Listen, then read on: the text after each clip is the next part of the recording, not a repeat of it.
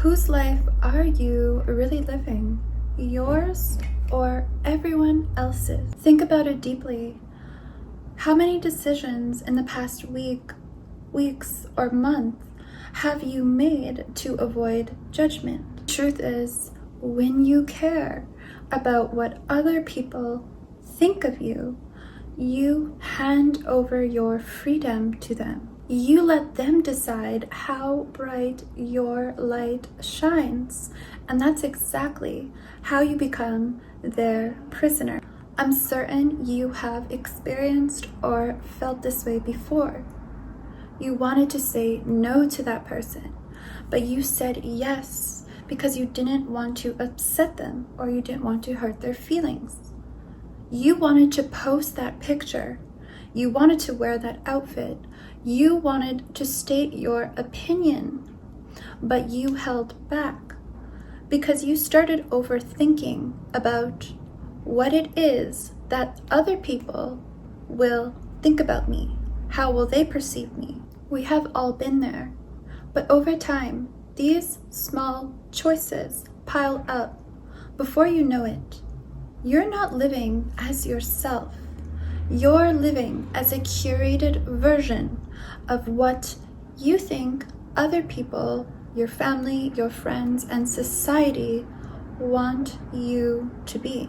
I decided to speak about this today because it has been a heavy theme for me, I would say, over the past 2 years. You see, I once thought that I didn't care about what people thought about me. I truly thought that was true. But the more I started to delve into myself and peel back all these different layers within my own psyche, I came to realize that I was wrong and that I actually did care what people thought about me. If I never started to do this internal work, I would not be here right now on this camera speaking to you. It is the thing that had delayed me for many years. Since 2018, I had a huge urge to come on here and start a YouTube channel, but I always held back. I was always scared to be perceived as a lunatic. Maybe I am. But if that's the case, that's the case, right? So I was always scared of what other people were going to think. I, of course, don't think that my internal work is yet finished. I'm still a work in progress. This isn't an overnight process. It takes a lot of deprogramming. I would often at the times tone down my opinions or tone down the way I dress. If I was going to an event and I knew other women were there, that would determine what I would wear because I wouldn't want to feel too threatening or something. For the longest time, I was blind to the fact that I was people pleasing and that I was subconsciously looking for validation from people, acceptance from people. I wanted to be liked. And then it dawned on me one day that, wait a second, no matter what I do, I can bend my back over and kiss the feet of others. They will still dislike me. It does not matter, right? No matter what you do, you will never gain the appreciation and acceptance of every person. And I think the bigger question in terms of self-analyzation for myself was, why did I even want that? Why was it so important for me to be liked and accepted by other people? So I had to start really delving into my psyche, looking at my childhood, looking at my past experiences throughout high school, and things of these sort of nature that really shaped me as I grew into a young adult. And I believe were some of the main triggers for why it is that I had this underlying quality of people pleasing. And as time went on, a new realization emerged. Ah, perhaps I am not here to be liked. In fact, looking at a lot of the things I went through in my younger days, I had come to a possible conclusion that, you know what, perhaps I'm here for the exact opposite. Not because it's my intention, but perhaps I am here to be very disliked. To be very disliked, in fact. I'm not here to be liked. Perhaps I'm here to be disliked. And again, it's not because I would be intentionally doing anything to others to have them intentionally dislike me. But perhaps along my journey of just being myself, this is what will take place. And I had to come to terms and acceptance of that. Now, of course, I care a little bit more about the opinions of people in my life who I strongly value, the people in my life that are a part of my journey, a part of my future. Of course, I care about their opinions, but again, within balance, not to the point where I will allow them to control me. And I would expect the same thing for them. They can hear my opinion out.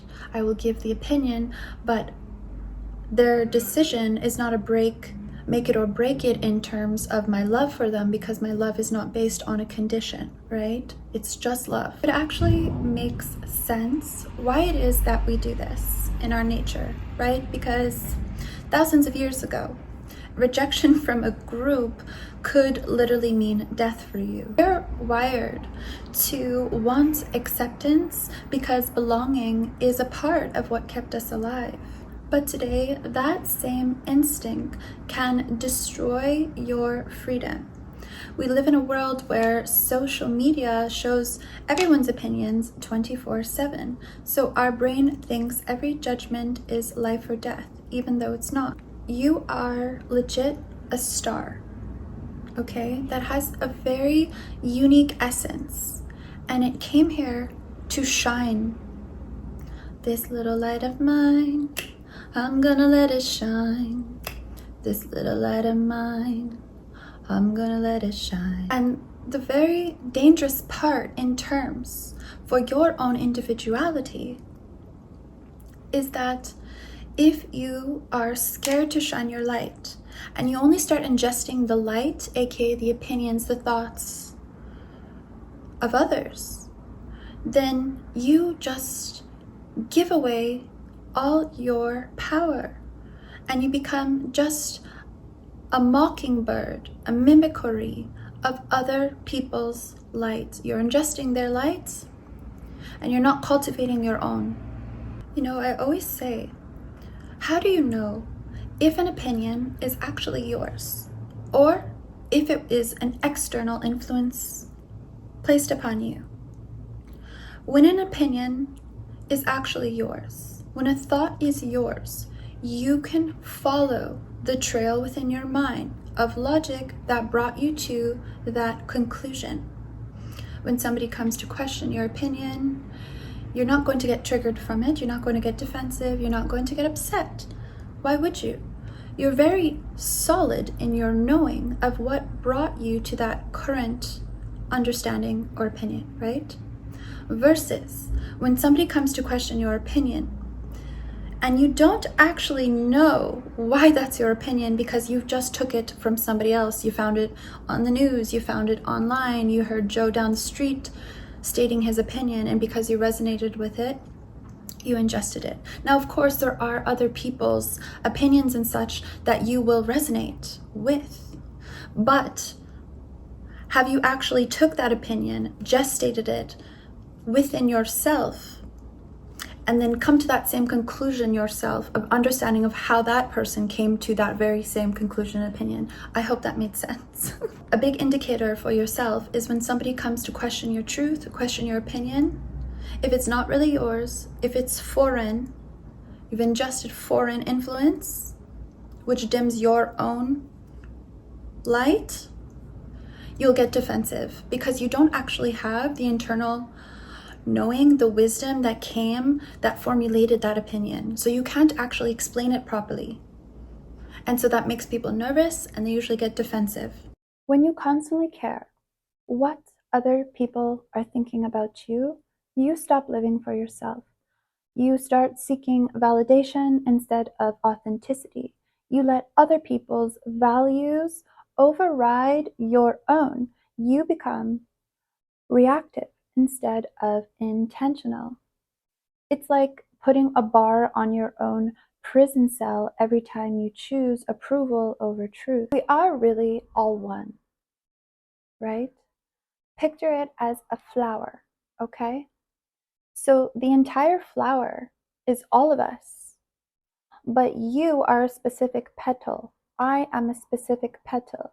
And these petals have unique vibrations. They have a unique essence. They are your unique light. And so this gets way deeper. And there are other individuals that share that same vibrational essence as you. But what's important here for this analogy is to realize that for as long as the petals are looking at the other vibrations and wanting to mimic them, the entire flower remains incomplete. Because each petal must vibrate within its own unique vibration. Because this flower petal, that's what it really came to do. So you really are this unique petal. And if you do not learn to cultivate your vibration and allow that vibration to shine its light, then you are doing yourself no favors, and you are also doing no favors to the world and to those around you. Jet came here, incarnated into this world, because you came here to vibrate in a very metaphorical, poetic sense.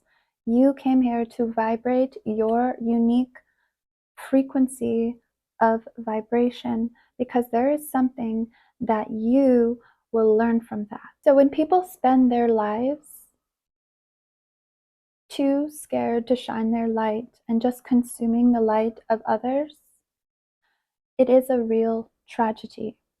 And when they do this, they give up this opportunity they came here to experience, and they give up their power. You're basically telling the world, you decide how I show up. I'm merely a reflection of your projections. You're dimming your own light just so other people feel more comfortable. The worst part really is that people can sense this and they don't truly respect you for it. You know, they might like you, but deep down they do sense that you're not fully yourself. And the more that you hand over your power, the more people will unconsciously take it. In Kabbalah, this way of living internally, constantly bending yourself to be like, relates to the spheres of Yesod and Hod. Yesod is like the moon.